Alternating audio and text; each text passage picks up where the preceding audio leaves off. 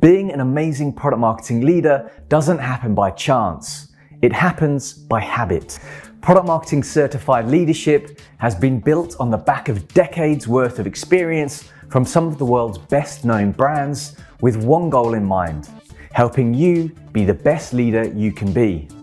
Crammed with real life case studies, over 12 hours worth of content, templates, exams, and more, this course is everything you need to lead with authority, confidence, influence, and innovation. Every piece of material within the 7 modules and 29 chapters has been vetted, tested, and approved by senior level product marketers from companies like Amazon, Uber, and HubSpot, serving up game-changing insights throughout. By the time you've wrapped up the final module, you'll be able to define what it takes to be a great product marketing leader, build and scale your team, understand how to successfully manage your existing team, use methods for leveraging data, know how to become the voice of the customer, understand how teams work cross-functionally, and improve your strategic thinking. The beauty of the course is you'll have the freedom to work your way through the modules at a pace to suit you. It's 100% self-paced.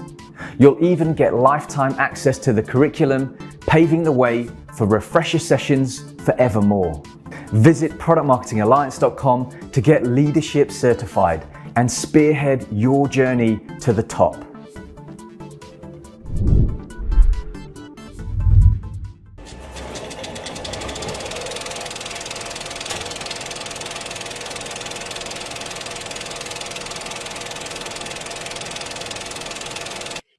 Hello, everyone. Welcome to my session called Can I Get a Quote? The Anatomy of a Great Case Study Program. My name is Asya Bashina. I am the Director of Marketing at a company called LinkSquares, which makes an end-to-end AI-driven contract lifecycle management platform to help legal teams move their business forward faster and help them create and analyze and report on the state of their contracts. A little bit of background on me. I have 9 years of experience working in all areas of marketing and product marketing. Started my career working at a big company called SolidWorks, a 3D design software company. Managed the retention, marketing, and case study program there. And I'll be talking a little bit about that today. Took some time off from the working world, got my MBA at a super innovative MBA program at Cornell University called Cornell Tech. Spent some time working in demand gen at Product Board, which is a product management software company. And then most recently, I was at a company called Humatics, which develops hardware technology to help you find absolutely anything at any scale that's important. So think about, especially in an industrial environment. So think about finding a train underground or ensuring that your drill lines up exactly with the bolt, and helping manufacturing companies get better precision in their work. So let's dive right in. What is a case study? Just to start, just to give you some background on this. So a case study is a story highlighting your customer success using your product. What does that mean, really? Strong case studies essentially highlight your customers' use and their ROI with your product. So think about efficiency gains, time, and cost savings. And so that's what we're going to be talking about today. We're going to be talking about how to actually build a program around it. Now, just to give you some examples of case studies, they can come in different forms. They can be an online review on a platform like a Trustpilot or G2. Something you might find on Google reviews. Those are all case studies. Case studies can also be a dedicated page on your website highlighting your customers' ROI metrics, highlighting their stories and their use cases. I think the important thing to understand here is that it's not one size fits all. There's a lot of different ways to leverage customer stories in your business that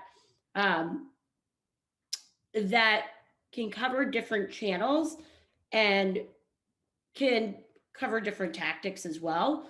So today, really what I'm going to highlight for you is sort of the path to leveraging a case study. And the path I've outlined here is, first of all, you have to identify what a good case study means for your business. You have to find a happy customer to actually talk about the use of your products. You have to, once you have a set of great customers to highlight in your case studies, you have to sort of piece together and think about who to leverage for which opportunities, because not everyone's going to be great on video. Not everyone's going to be willing to give a quote for a press release. Not everyone wants to sort of speak on stage at your event about their use of your products. So you really want to be judicious about how you use your customers. And then how do you build a program around that? And lastly, I mean, the mark of any good program is what does success look like? How do you measure that? So what's really in a good case study? I kind of break it down into three things. First of all, you have to have a happy customer. You're not going to get a great case study out of someone who doesn't like using your products or is really unhappy about the functionality. Typically, a happy customer looks like someone who's just banging down your door to tell you about what they've done with your software or with your product. They're always looking for an opportunity to tell you how much they appreciate your service, how much they appreciate a certain functionality. They're always sort of first to provide some kind of feedback that's constructive, but also helpful to your business. But at the same time, they're genuinely happy with your products. And they may have left a really positive G2 review for you without you asking. Additionally, they have to have a compelling use case. If someone uses your software, but they barely use some of the functionality, that would not make a good case study. So they really have to have like a compelling story. Ideally, it aligns with the use cases you highlight on your website or in your messaging generally. And then beyond that too, they have to have clear customer value that they're getting from using your products. So what's their ROI? Were they able to save time, do something more efficiently? Did it help them, build better products? Did it help them save money? Did it help them, create more cohesive marketing campaigns? Like, what is that value? And can you break it down to a metric? I think that's what's really important here. The second piece is, okay, now we've defined what a great case study means. How do I actually go about finding this happy customer? And so I've touched on this a little bit before, but really it's someone who, in addition to sort of beating down your door and wanting to tell you every piece of their use of the product and their excitement with it, and sort of shouting from the rooftops about how they're excited they are. Typically these happy customers are repeat purchasers, so you don't necessarily want to highlight someone who's churned or someone who looks at like they're at risk of churning. Also, typically these folks kind of score on a 9 or 10 on an NPS scale. Those people are the most likely to recommend the product to their friends and colleagues, therefore great case study material. And then, as I mentioned, they're shouting from the rooftops about how excited they are with your product. They might independently write about it on Twitter. They might refer users to your brand and to your products. They might, leave a positive review for you without you asking. There's a lot of different ways, but usually you could spot these people from 1,000 miles away and you're like, okay, this is the person that we want in a case study. We want to highlight their story. We want to get them in their amazing experience with our product in front of our prospects and in front of our users. Now, there's other additional ways to find some of these happy customers. For example, if you have a community for your users, any kind of a forum or a private Facebook group, you'll typically be able to find the people that are most excited to, talk about your products, ones that are always jumping to help other users make the best use of their solutions. And typically, I think one way to actually nurture some of these happy customers and build out the momentum is to build out either like an early customer council, an early Slack channel for some of your early users, early adopters. You could build out a Facebook page. And there's a number of companies that do this really, really well. For example, Dave Gerhardt, I mean, he has more of a marketing community, but he essentially nurtures his community for people to provide, to provide value to users, but then also to sort of suss out, I suspect, to suss out some happy users as well who'd be willing to provide feedback, provide testimonials, bring in referrals. And in a similar way, there's a lot of companies in the B2B SaaS space that do something very similar, like Buffer has their own Slack channels, and obviously they deliver some additional value like product updates, best practices, things like that. But those are also tools to get really happy customers. And so that's something that you guys definitely need to look into and make use of if it makes sense for your business. I mean, it's the greatest, it's such an amazing tool for product marketers, even beyond case studies. I mean, you could use these communities to essentially learn about customer use cases, do customer research very organically, but and then of course that way you can pull out some great stories as well for your case study program. So I'm going to take a quick aside here and just talk about the principle of persuasion, because I think it's very important, especially when you think about case studies and you think about the case study program. As I mentioned, delivering value sort of comes first for your brand and business. If your product can't deliver value to users, then they're never going to give you a case study. But as I mentioned with some of these customer communities, if you're delivering great value to users and you're sort of asking them to share different stories about how they use the product, or they start swapping best practices, you could start to sort of envision a path for them to become a great testimonial for you. Or, even if they interact with your customer success team, they keep on giving a 9 or 10, you're like, oh, this person sounds really great on the phone. I want them to speak at an event, but I want to sort of highlight the fact that the principle of persuasion really is a very important piece. If you guys are familiar with Cialdini, he has this theory on persuasion where you sort of ask someone to do a small favor for you first before you ask a bigger favor. And one of his great examples is that has to do with lawn signs. If you want someone to put up a giant lawn sign on their yard and you come up to them and say, hey, can I put up this giant large lawn sign on your yard? They're going to say, no, I'm not going to do that. But if you say, hey, I have this tiny little sign for you. I just want to really promote my thing. Can I put this like in the corner of your lawn? They'll say, yeah, sure. This, of course, you could put it up.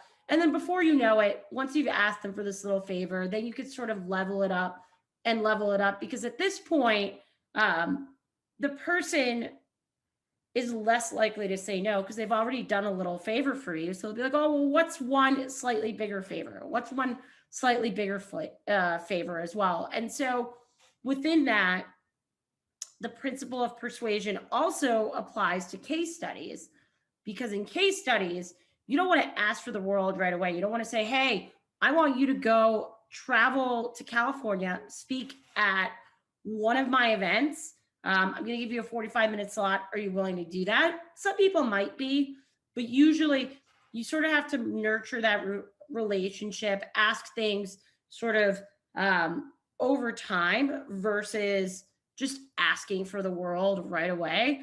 And so I encourage you guys to sort of think about the principle of persuasion as I think about the way that you build out a case study program. So this really kind of ties into my next piece, which is you have to see how you're going to leverage different customers for different things, and how you can actually build or nurture their customer testimonials over time. And so that really kind of ties into this little matrix that I put together. This is just an example. It can be different for your business. You can define these things slightly differently, but this is sort of what I mean in terms of the principles of persuasion. Like you might want to start just by asking high NPS promoters, high NPS scoring promoters to give you a G2 review. Once they've given you a good G2 review, if you uncover a cool use case, then you ask if you could do a video case study with them. If they give a great video case study, they look great on a video camera, maybe then you start to sort of see if they'd be willing to do a webinar with you. If they're if they prefer, you know, if they don't look great on video, maybe you do a case study document with them, or a case study page, or a case study article. And then if you like the quote there, they maybe said something really amazing about how your product, say, enabled remote work for them, then you ask if you can include it in a press release. But I would say that sort of going from 0 to event presentation, or 0 to, oh, would you be willing to get on a reference call with one of our prospects, is probably a bad call, just because that's a big ask from customers that while you built a relationship with them through your products, you haven't necessarily built like a personal relationship with them in a case study sphere. And so asking for the world might be a bridge too far in some cases. Also, I feel like people sometimes forget that reference calls are sort of a version of a live case study.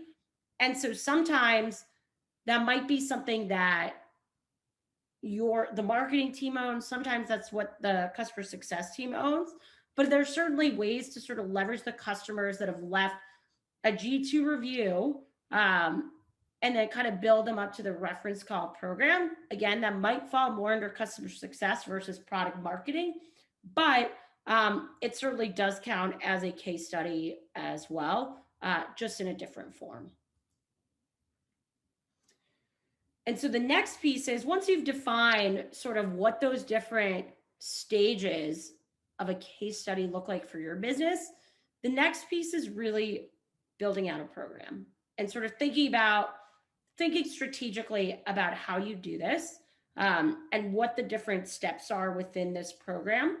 So for example, when you think about building out a case study program, you really have to think about it in a strategic way and kind of focus on building out the goals. So first and foremost, in order to build a successful program, you have to understand, like, what are your key organizational and marketing goals? Is it to drive net retention?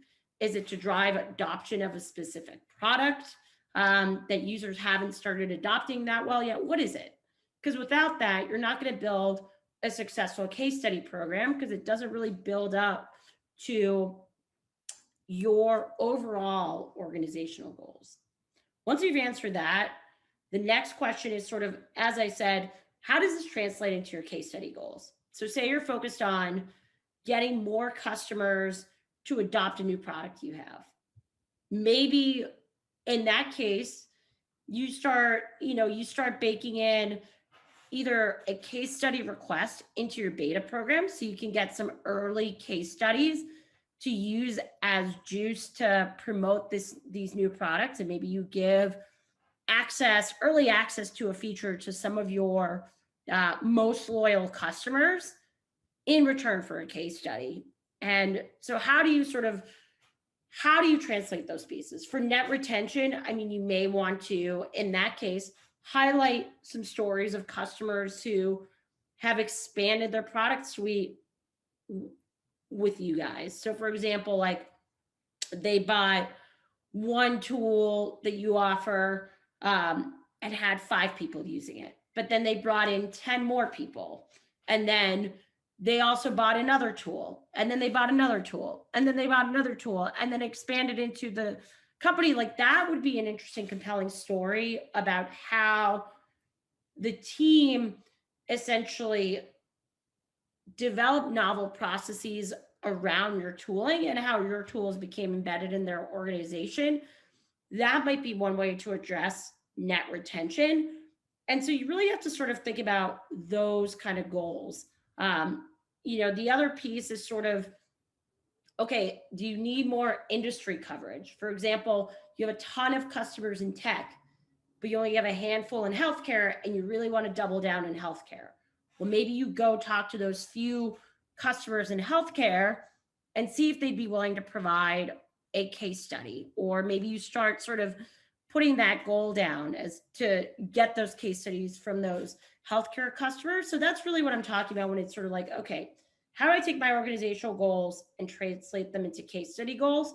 Because fundamentally, the goal of a case study is to help not just tell your customers' success with your products, but also serve as a tool for sales. Serve as a tool for sales to sell your products, serve as a tool for sales to highlight different use cases. And if you're not using your case studies to enable your sales team, then you probably need to sort of rethink what it is that your case studies are doing for your business, and whether they're truly delivering value. Beyond that, again, like I touched on this already, but what are the case study gaps? What do they look like? Is it use case gaps? You want to highlight different use cases. Is it industry gaps? Is it product gaps? Is it specific ROI metrics? These are other things that you need to think about as well. And then also think about the channels that you have at your disposal. Like, do you guys have the opportunity to leverage G2, or are your users not usually shopping for products on G2 or looking at testimonials? Are they more frequently on Yelp or Google reviews or some other channel? Do you guys have a press release program? Can you plug stories into there? Do you guys do annual events or webinars? Do you have a dedicated video resource, or could you realistically put one on filming case studies? And so you have to really evaluate that as you also think about the program, because if you don't have those resources available, then it might be tough to build something out around this. And then lastly, no program is successful without a specific measure of success and an ability to actually measure what it is you're doing and whether it has an impact. And so those are the sort of the different levels I go through when I think about building out a case study program and what that means. And so, of course, how do you actually measure success? Case studies are so nebulous in some ways, and product marketing can be so squishy and hard to measure, but there are different ways that you can sort of highlight the benefits of case studies to your business. And so here are some examples. For example, of the users who've read your case studies, how many requested a demo?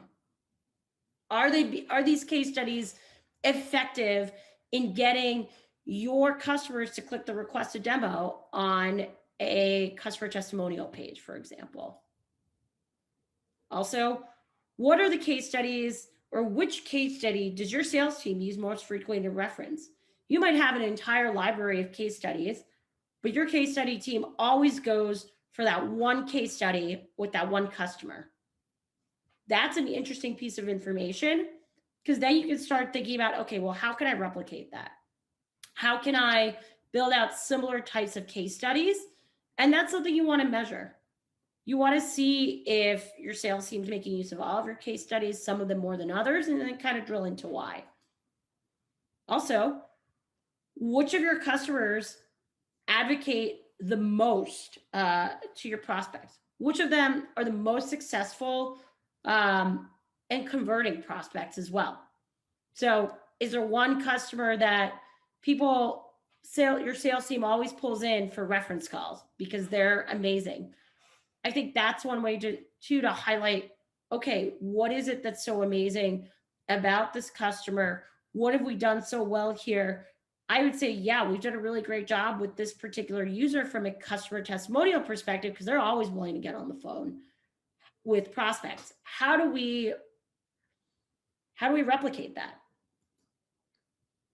Also, what are your top converting case study channels? Are you getting a ton of demo requests from G2?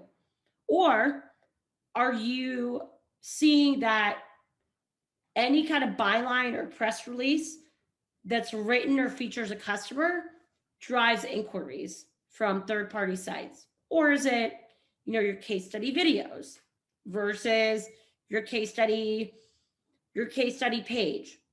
Is it webinars? What are sort of the areas that get the most people excited? Because again, then you can start to figure out, how do I replicate that? How do I build more? Also, which case study gets the most views and visits? Which customers are your loudest advocates? Who's always on Twitter talking about how amazing your products are? Who's the one who's the most vocal on your communities and willing to sort of jump in and answer any customer questions? Who, who mentions your products at events without you asking them to do so, saying that your company is doing things correctly? I think that's the best kind of testimonial, as an aside, that I've ever heard. Is I was at an event, I talked to a customer, they really loved our product. This was an event that wasn't my company's event. It was just sort of an industry event.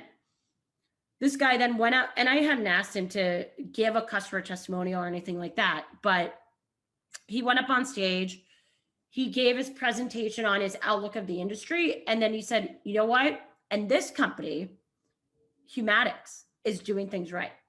And here's why. And to me, that was like the biggest mind blown kind of experience, because I certainly didn't ask for that testimonial, but he went up and did it.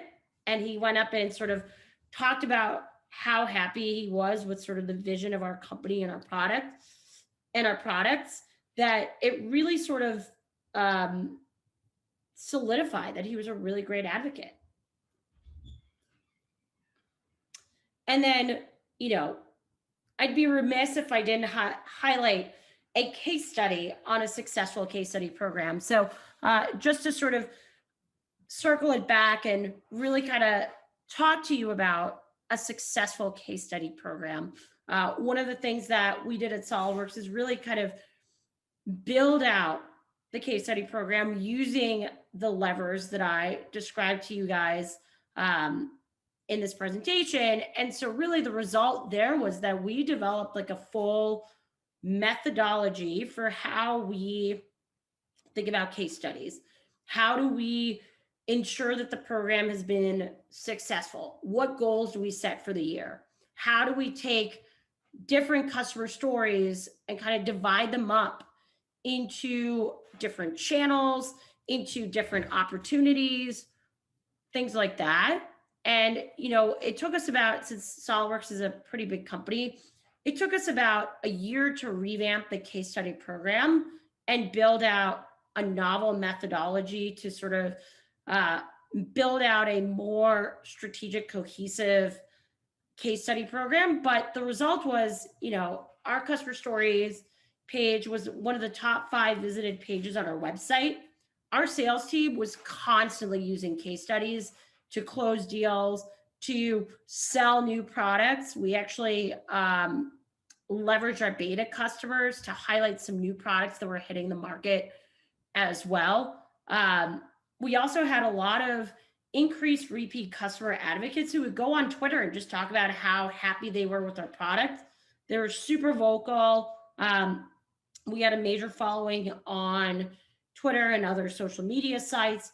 And so the program that we built out worked really well. And, since then, SolidWorks has doubled down even more to sort of focus on their top case study stories and kind of organize them on the website for users to be able to surface them more easily. But, this program ended up driving, a ton of attendance at our annual user conference. It also ended up creating a lot of amazing advocates that were willing to get on stage at our annual conference and talk about how they use the products and things like that. And I don't want to, say it was all because of the customer story program. It definitely wasn't. It was sort of the power of the product and our company as well. But our customers were repeat buyers. And so we definitely wanted to leverage those repeat buyers in our case study program. And so really, this is a result that you can get if you build out a really great program. You can build out a user conference and have your customers speak on stage. You can, level up the amount of visits that you get to your customer stories page. And also you could really help out sales and have them pull on your case studies whenever they need to, as soon as they need to help promote prospects. And so that's the way it is. That's the way you do it. And of course, it's not, one and done. There's different approaches to the same problem, but here's something that I found successful. And I'm certainly looking forward to replicating this in my current role at LinkSquares as well. And so, yeah, this concludes my talk. Thank you so much for attending, for learning about how to build out a case study program. I'm really excited and happy that you guys have joined. Quick plug and quick shout out. I am hiring 2 product marketing managers at LinkSquares to help us launch products, build out sales enablement, and build out our case study program as well. So feel free to reach out to me at my email, abashina@linksquares.com. Happy to answer any questions related to customer testimonials and or the product marketing roles on my team. So please feel free to reach out, and I'll be here to answer any questions. Thank you.